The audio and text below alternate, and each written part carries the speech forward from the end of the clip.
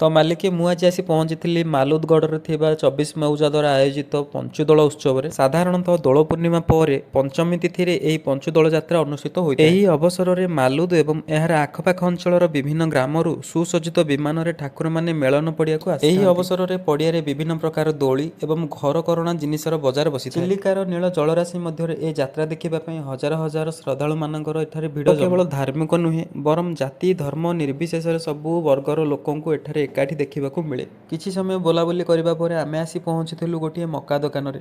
ଆମେମାନେ ସମସ୍ତେ ଏଠାରେ ଗୋଟିଏ ଗୋଟିଏ ମକା ନେଇଥିଲୁ।